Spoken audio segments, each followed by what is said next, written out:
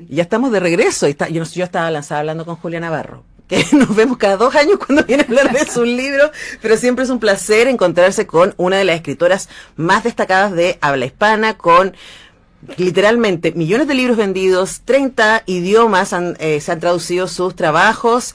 A mí me encanta además porque nuestra invitada tiene una larga trayectoria como periodista, especialmente periodista de política internacional, y sus libros están muy cruzados por cómo los conflictos internacionales tienen un efecto en la vida de las personas comunes y corrientes, ¿no? Y cada uno de sus libros ha tenido ese énfasis, y que es el nuevo, que se llama El niño que perdió la guerra, también nos lleva a un momento en que los personajes se enfrentan a dos fascismos muy diferentes, el de Franco en España y el de Stalin en Rusia, y vemos cómo los personajes tienen que surfear esas dificultades en sus cotidianos y en sus vínculos. Julia Navarro, qué honor tenerte en Radio Unida. ¿Cómo estás? Pues me encanta volver a vernos y vernos aquí en esta universidad, y estoy muy contenta de volver a estar en Chile. Me gusta mucho venir a Chile porque los lectores chilenos realmente siempre son muy estimulantes para mí. Cada vez que tengo reuniones con grupos de lectura, siempre son lectores muy formados, saben muy bien lo que quieren, lo que les gusta, te discuten, y eso está muy bien.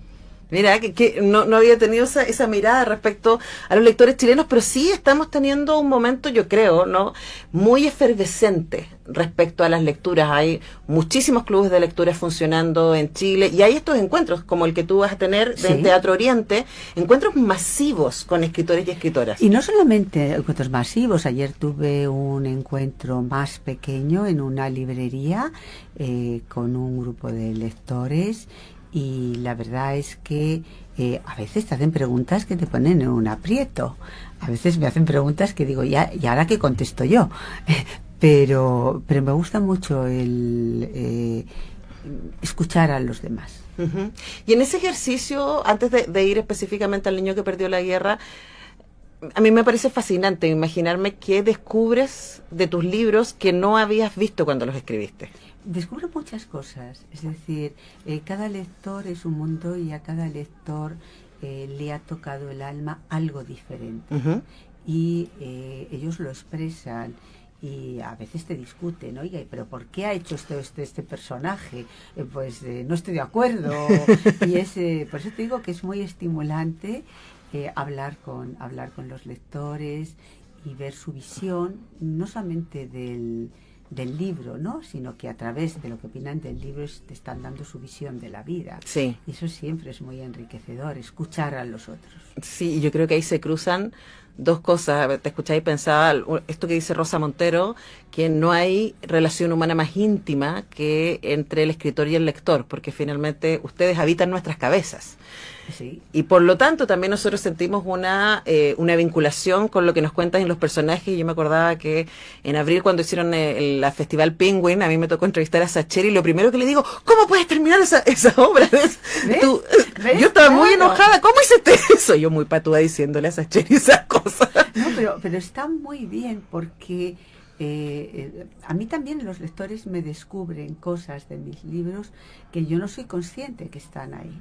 Uh-huh. Es decir, es toda una experiencia, es una relación muy profunda, es una relación muy íntima la que se establece entre el escritor y el lector. Uh-huh. Y cuando te dan la oportunidad de tener esas conversaciones con los lectores, para mí es una de las partes más importantes de esto a lo que me dedico. Uh-huh. Sí, sin duda, de ver lo que pasa con esa conexión. El efecto que tiene, sí, lo que yo escribo. Y además en este momento en particular, ¿no?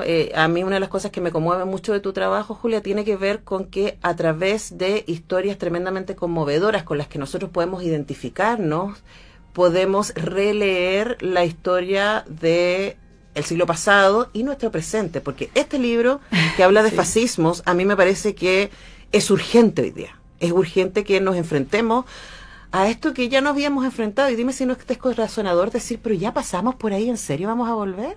Bueno, yo creo que en estos momentos este es un libro fruto de esa preocupación, ¿no? Cuando yo veo lo que sucede a mi alrededor, me doy cuenta del auge de los sistemas totalitarios, de los sistemas autocráticos, y eso me preocupa. Entonces, cuando yo empiezo a escribir este libro, lo hago como una reflexión que quiero compartir con los lectores. El libro se sitúa, a mí cuando me dicen usted hace libro, novela histórica, digo no, todos mis libros transcurren en el siglo XX, lo que pasa es que todo el mundo parece que el siglo XX queda lejísimos, pero es antes de ayer. Y muchas de las cosas que están pasando hoy en el mundo nos recuerdan en alguna medida a lo que pasó antes de ayer. Sí, sí. Y creo que uno de los temas que estamos viendo hoy día, y no sé si a ti te pasa también, a mí me preocupa mucho la falta de valoración de la democracia, ¿no? Especialmente de gente joven que no le tocó vivir dictaduras como a muchos de nosotros y nosotras que tenemos sobre cierta edad, ¿no?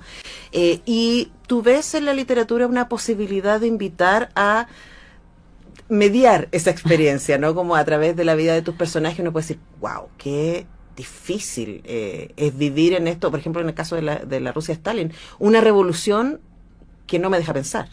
Una revolución que terminó devorando a quienes apoyaron esa revolución, que fueron buena parte de los intelectuales que apoyaron la revolución soviética y fueron devorados por ella. Terminaron en el Gulag, terminaron detenidos, torturados, callados, porque una de las monstruosidades que se inventó el régimen fue lo de la unión de escritores, en el que un grupo de escritores afines al régimen decidía quién podía publicar y quién no.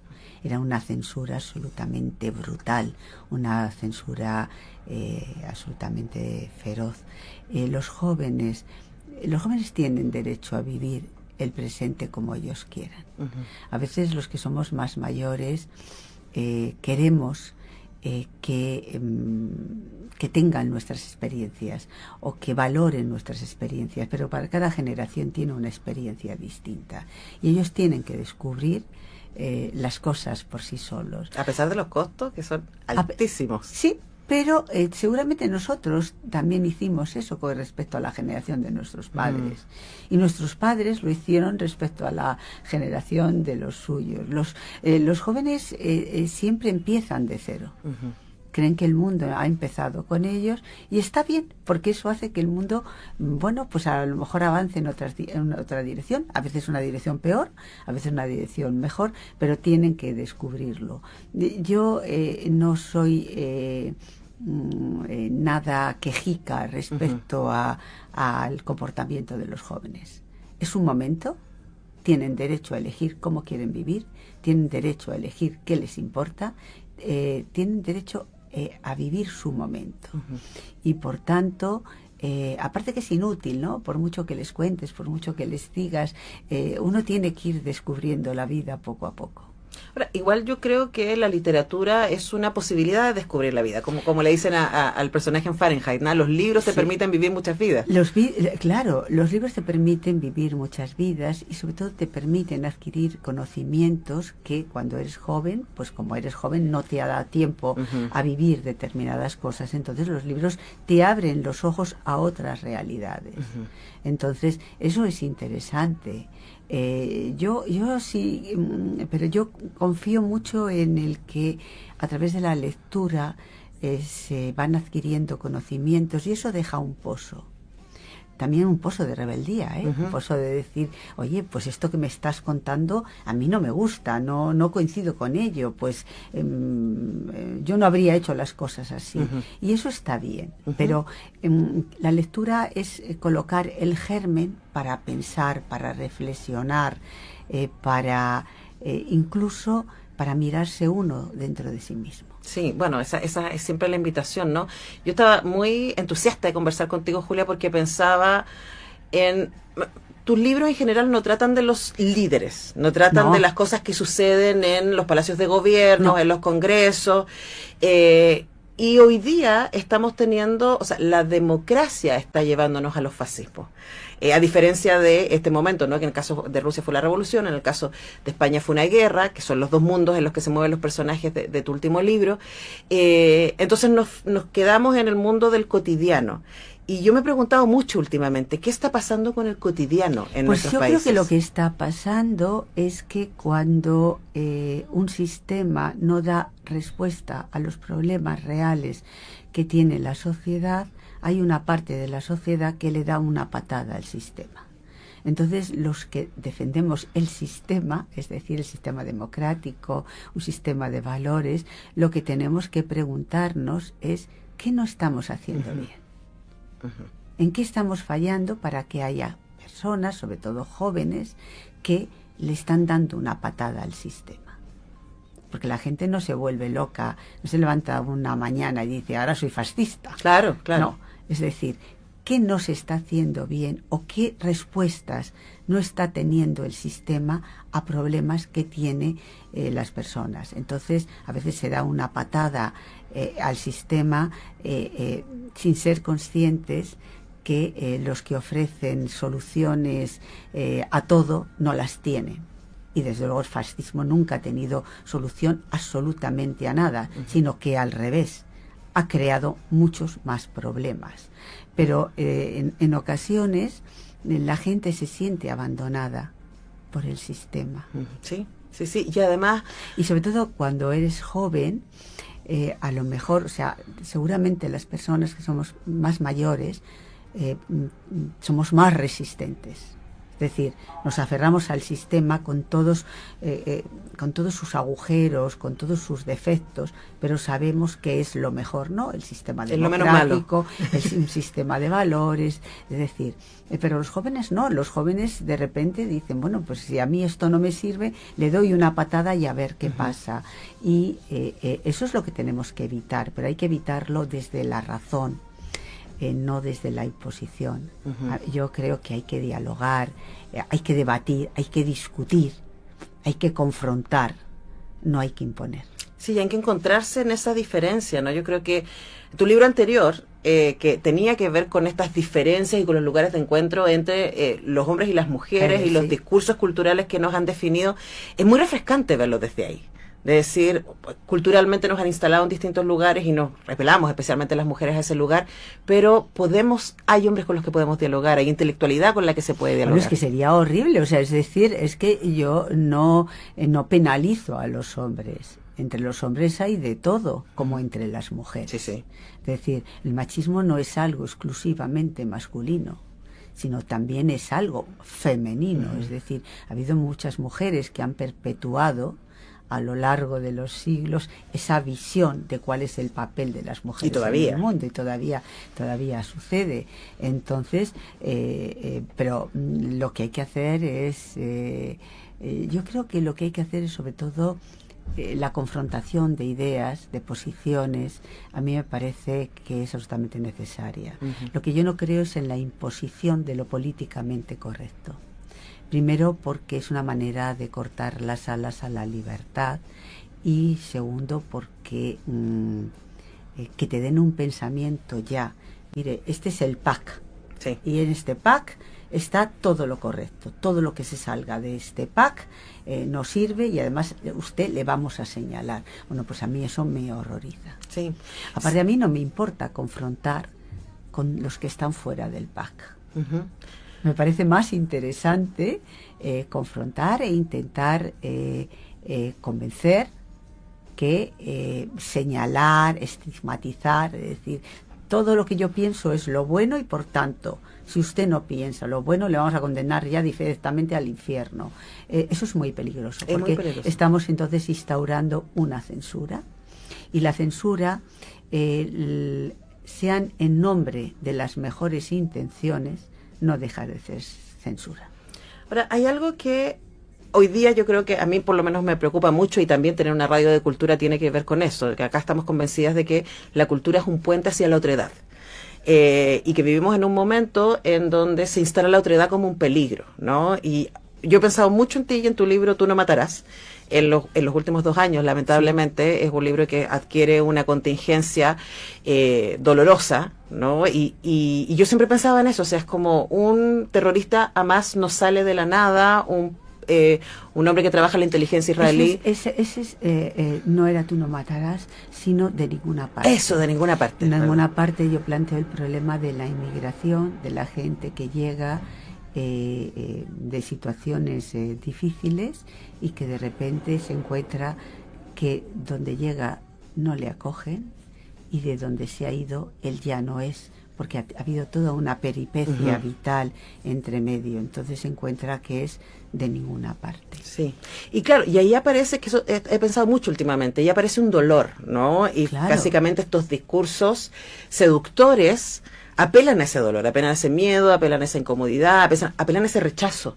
Y les dan Todos somos inmigrantes. Todos. Todos.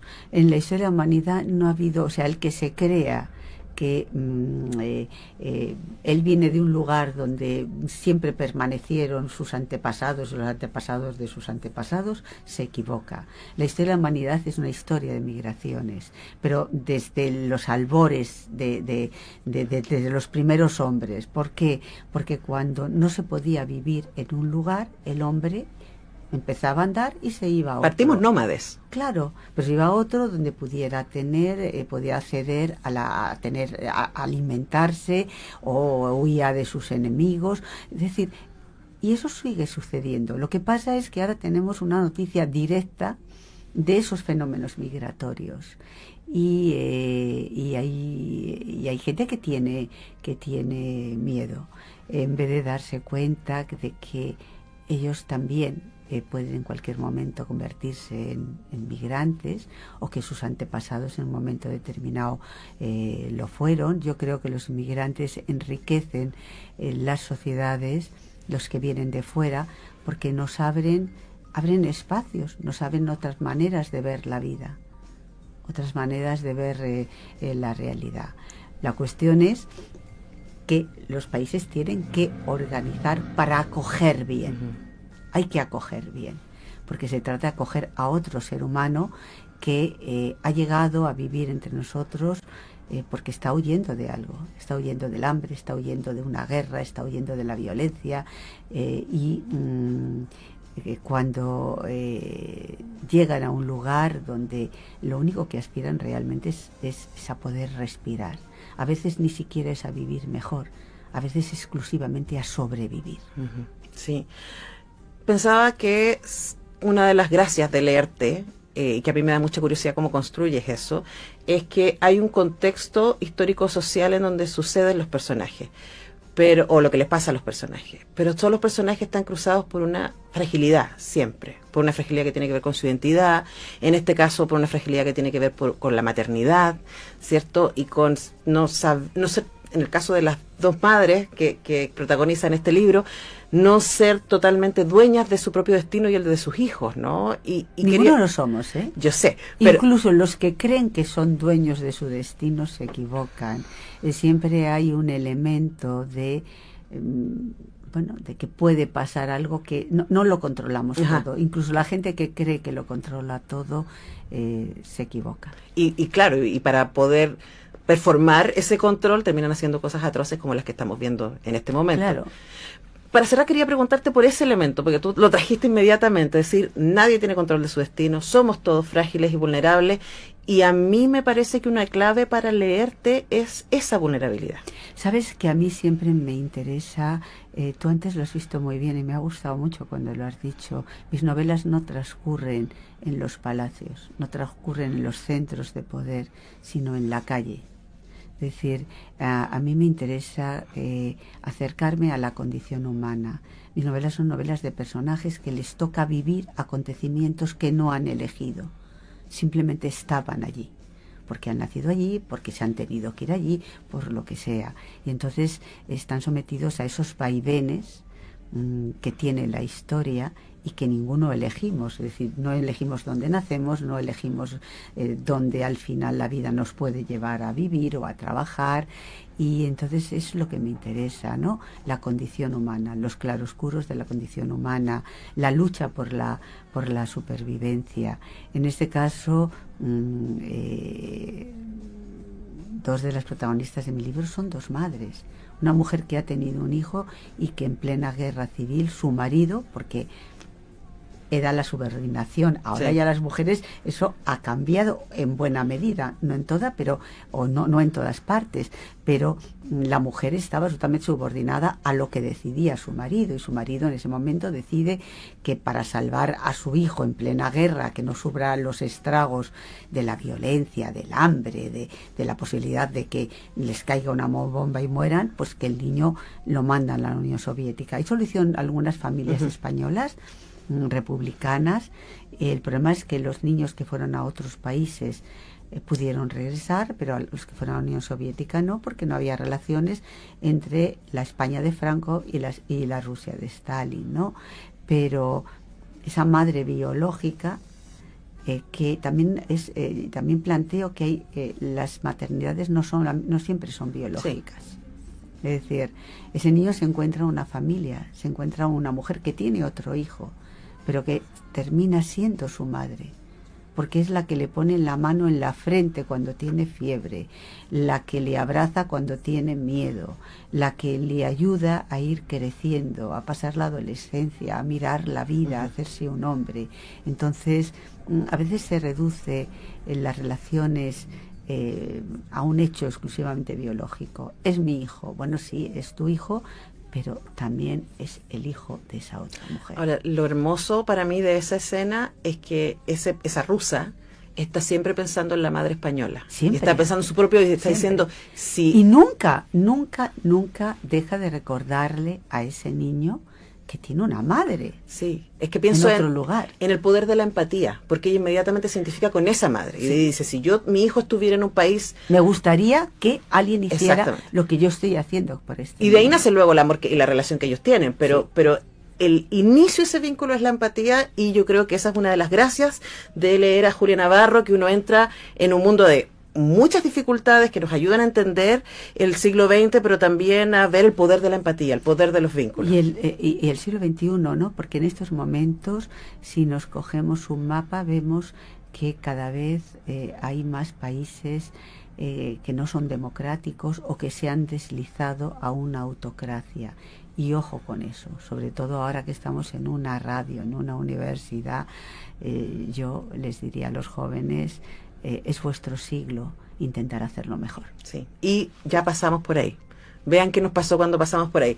El niño que perdió la guerra, de Julia Navarro, tiene una presentación masiva hoy. A las 19 horas en Providencia, ¿cierto? Ahí en el Teatro Oriente. En el Teatro Oriente, entrada liberada y 200 libros de regalo para las primeras personas que lleguen. ¿Que ya se fueron? Hasta agotar stock, me dice el Pato. Así que las primeras 200 personas que lleguen van a llevarse su libro, van a poder conmoverse, aprender, pensar, ser desafiados. Hoy día, 19 horas, entonces, miércoles 1 de octubre. Yo les recomiendo que lleguen a las 6:30 para que aseguren su lugar y puedan estar en esta conversación con la gran Viviana Encina, una colega que queremos y admiramos mucho, así que en buena compañía vas a estar, Julia. Muchas gracias, Antonella. Gracias por venir, un honor.